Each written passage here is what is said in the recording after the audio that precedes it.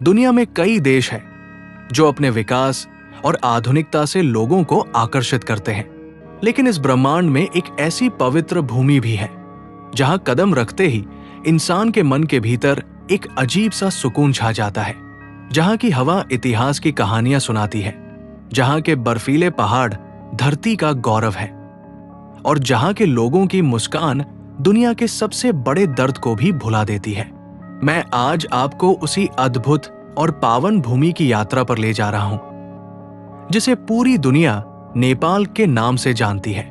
यदि आप दुनिया के शोर शराबे से थक चुके हैं तो कल्पना कीजिए एक ऐसी जगह जहां आसमान छूते सफेद पहाड़ हैं, जिनकी गोद से साफ और पारदर्शी नदियां बह रही हैं। सुबह की पहली किरण जब इन चोटियों पर पड़ती है तो ऐसा लगता है मानो प्रकृति ने सोने का जलप लगा दिया हो। नेपाल की भौगोलिक बनावट ही इसका सबसे बड़ा अजूबा है। दक्षिण का समतल तराई क्षेत्र, जहां हरे भरे खेत और घने जंगल हैं, वहां से थोड़ा ऊपर चढ़ते ही पहाड़ों के घुमावदार रास्ते और सीढ़ीदार खेत शुरू हो जाते हैं और सबसे ऊपर दुनिया का सर्वोच्च शिखर माउंट एवरेस्ट पूरी हिमालय श्रृंखला के साथ खड़ा है।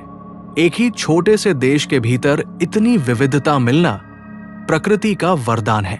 लेकिन नेपाल सिर्फ पहाड़ों का देश नहीं है। इसकी असली खूबसूरती यहाँ के लोगों और उनकी विविधता में छिपी है।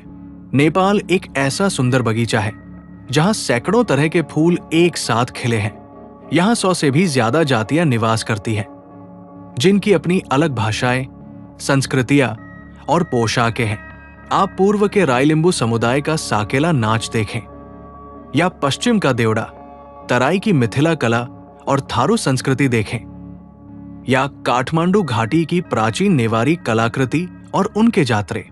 हर एक चीज में एक अलग ही मौलिकता दिखाई देती है। सबसे खूबसूरत बात यह है कि इतनी अलग अलग भाषाएं और धर्म होने के बावजूद यहाँ कभी कोई मतभेद नहीं होता।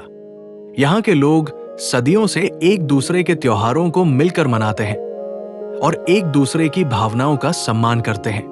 ये सांस्कृतिक सद्भाव आज की दुनिया के लिए एक मिसाल है। नेपाली लोगों की सबसे बड़ी पहचान उनका शांत, सरल और बेहद मिलनसार स्वभाव है। यहाँ के लोगों का दिल हिमालय की तरह ही साफ और पवित्र होता है। आप नेपाल के किसी भी दुर्गम गांव में चले जाइए, जहां आज भी आधुनिक सुख सुविधाएं नहीं पहुंची है। वहां के लोग आपका जिस गर्मजोशी से स्वागत करेंगे, वो आपके दिल को छू लेगा। अपने घर में अनाज कम होने पर भी मेहमान को भगवान मानकर उसे पेट भरकर खिलाना और खुद भूखे रहने के लिए तैयार हो जाना, ऐसा निस्वार्थ भाव केवल नेपाली समाज में ही देखने को मिलता है। परिस्थितियां चाहे जैसी भी हो, उनके चेहरे पर एक मासूम मुस्कान हमेशा सजी रहती है।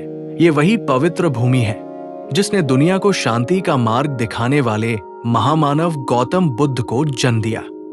लुम्बिनी का वो पावन बगीचा, जहां आज भी शांति की सकारात्मक ऊर्जा महसूस की जा सकती है, उसने नेपाल की पहचान को पूरी दुनिया में फैलाया।